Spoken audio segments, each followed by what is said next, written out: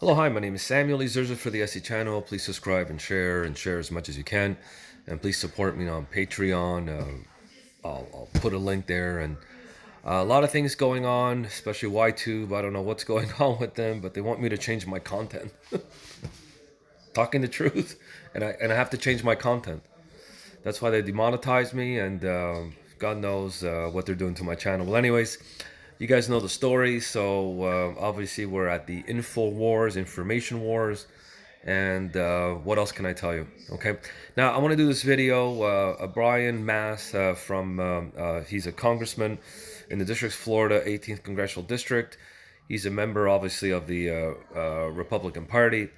And this man lost both of his legs in Afghanistan. So if anybody knows what this General Soleimani from Iran did, it's this guy.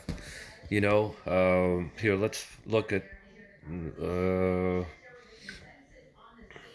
he's a Bronze Star, Purple Heart, the whole bit. Good man. After graduating, he served in Afghanistan as part of... okay.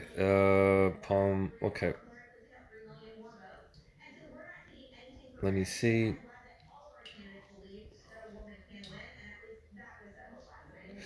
Here it is. On September 19th, 2010, while clearing a path for United States Army Rangers in Kandahar in Afghanistan, Mass took wrong step and he stepped into an IED along the road. The explosion resulted in his amputation of both his legs. Okay, and yes, I misinformed you. Sorry, and one of his fingers.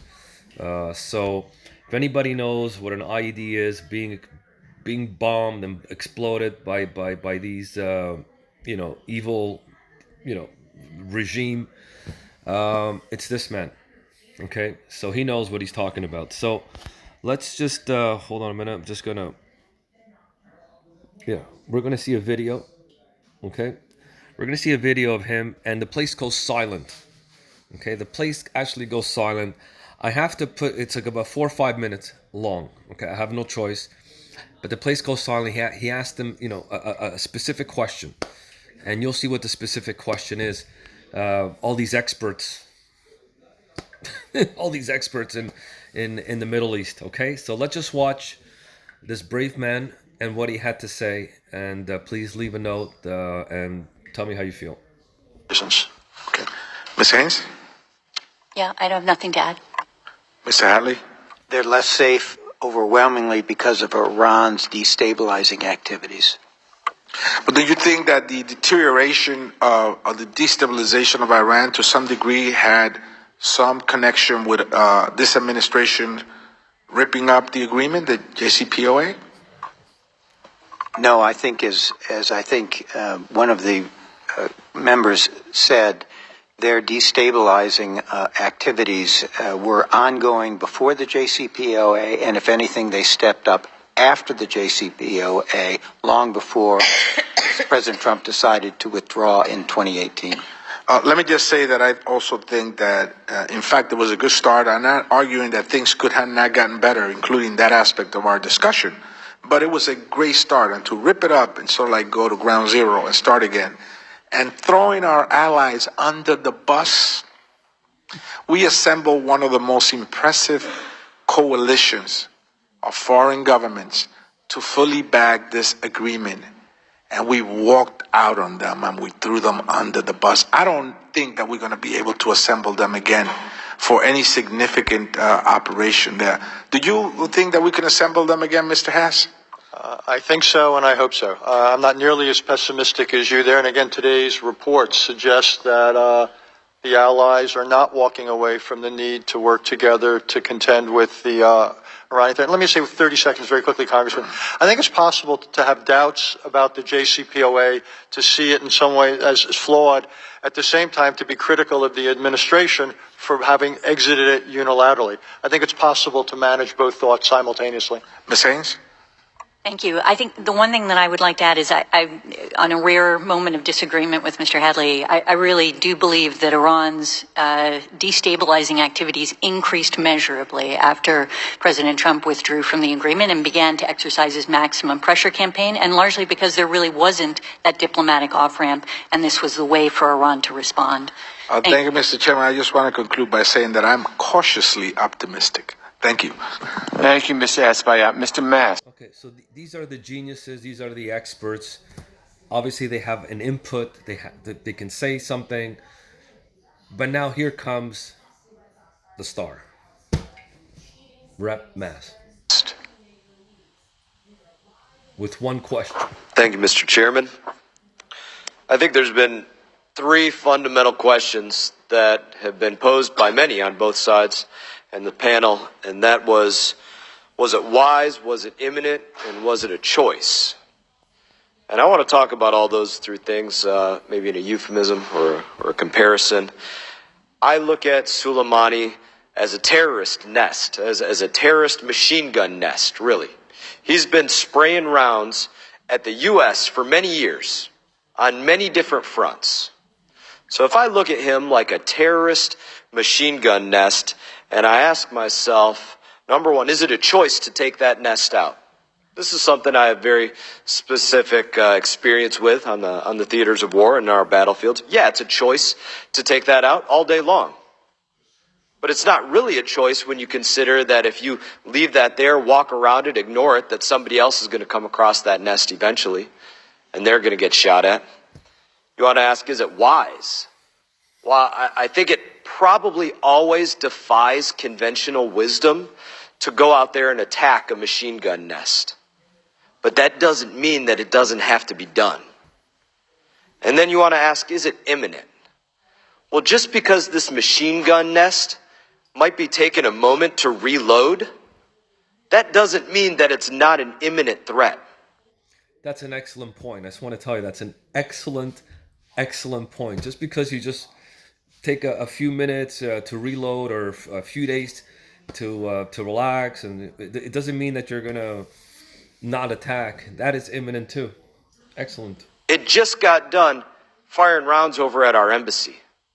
Over the last number of years, it had been working to attack our service members time and time again. Just because it was taking a breather to reload, that didn't mean it wasn't an imminent threat, because it wasn't literally pushing the button on something. Now I want to ask a question. Some people might call this rhetorical, but I'm not going to ask it as rhetorical. There's a number of my colleagues still remaining here. I am more than willing to yield to any of my colleagues that want to answer this question. If you walk out this hallway and you take a right and another right and another right, you're going to come to several beautiful walls that have the names of our fallen service members from the War on Terror. And I would ask, can any of you provide me one name on that wall that doesn't justify killing Soleimani? I got 2 minutes and 30 seconds. I'll be more than happy to sit here and wait. Somebody provide me with a name on that wall that does not justify his killing.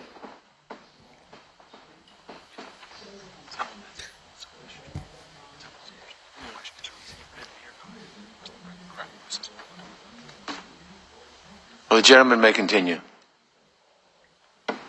I'm continuing, Mr. Chairman. I got 2 minutes remaining. I will sit here and wait for somebody to provide me with a name on that wall that does not justify the killing of Soleimani. See, look at all these experts. Look. Quiet. Look, all experts. No nothing.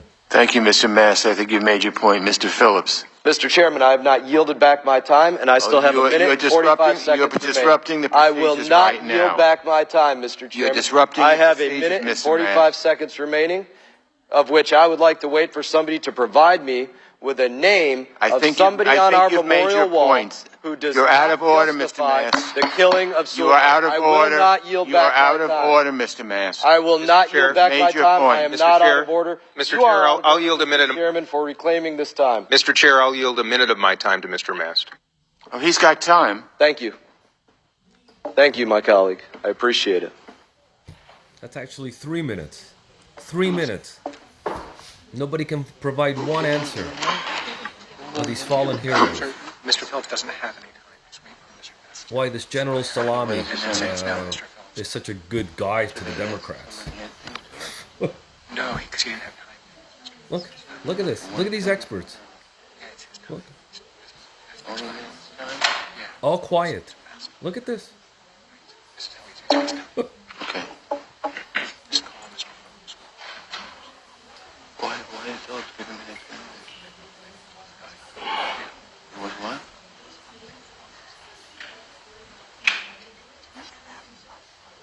Is that the thing here?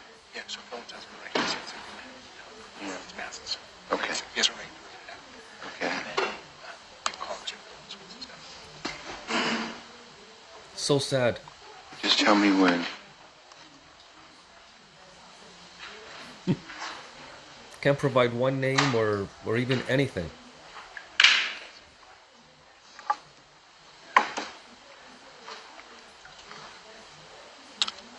Mr. Chair, if I might begin. Yeah. Thank you for yielding me your time. Although I did not yield my time back, I thank you. I will note that there was no response of one name offered that did not justify the killing of Soleimani. Amen. Thank you, Mr. Chair. Thank you, Mr. Mast. I'm grateful that you took that time because you humanize an issue that all too often is not. And having just returned from the Arabian Gulf, visiting bases with many of my colleagues sitting in here right now, Mr. Zeldin, Mr. Fitzpatrick, Mr. Cicilline, I come to you and to this hearing with everybody with whom we met on those bases on my mind. I want to start by echoing my colleagues' disappointment in the fact that Secretary Pompeo chose not to come today. I say that not politically, but from a governance perspective. And I've appreciated today's debate and conversation. I think good arguments have been made on both sides, but I do not want to cover the same ground. I want to talk about something that I think we have to, and that is... Okay, sorry. I just wanted to. It wasn't about this guy, Rep. Dan Phillips. It was about Rep. Mass. Amen for what he said, and I just wanted to show you this because obviously you're not going to see this in the media, in the misinformation media, obviously. So, God bless this guy. Take care. God bless.